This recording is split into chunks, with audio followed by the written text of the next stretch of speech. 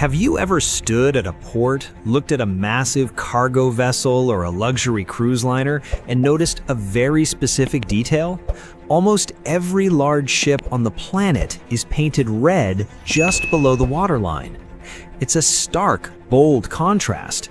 But why? Is it to scare off sea creatures? Is it marine camouflage? Or maybe a universal warning sign?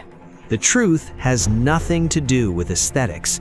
The answer is a fascinating mix of ancient maritime struggles, clever chemistry, and a stubborn respect for tradition. Today, we're diving beneath the waves to uncover the real reason the world's ships wear red bottoms. To understand the red paint, we have to sail back a few centuries to the age of wooden ships. Back then, crossing the ocean was a slow, perilous journey, and a slow-moving wooden ship was essentially a giant, floating buffet for sea life.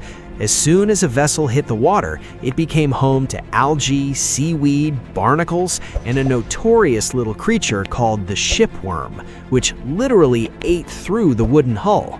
In the maritime world, this is known as biofouling. Now, a few barnacles might not sound like a big deal, but biofouling was a disaster. It added massive weight and severe drag to the ship. A heavily fouled ship could lose up to half of its top speed and maneuverability. In an era where speed meant surviving a naval battle or winning a lucrative trade race, sailors desperately needed a solution to keep their hulls clean. By the late 1700s, shipbuilders found a brilliant fix. They began nailing thin sheets of copper to the bottom of the wooden hulls.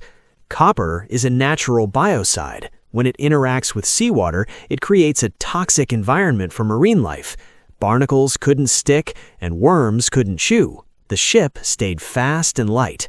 But as the Industrial Revolution arrived, wooden ships were replaced by iron and steel.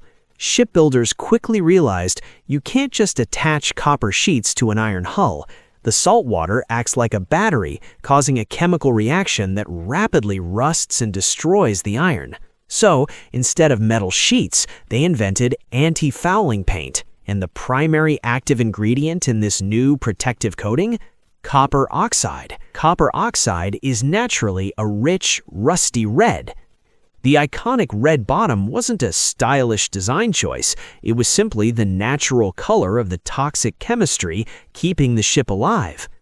Fast forward to today. Modern chemistry has advanced light years beyond those early days.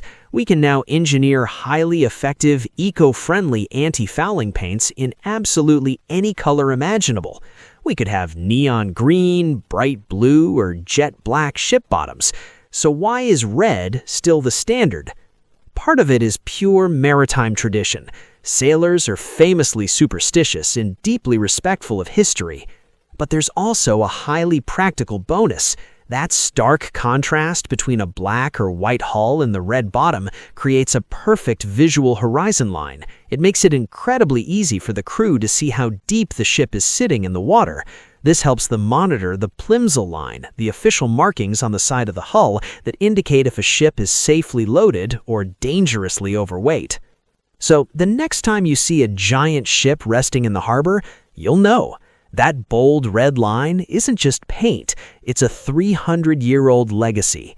What started as a desperate fight against wood-eating worms turned into an iconic symbol of human navigation that still sails the oceans today. If you enjoyed this deep dive, please hit that like button, share this video with a curious friend, and subscribe to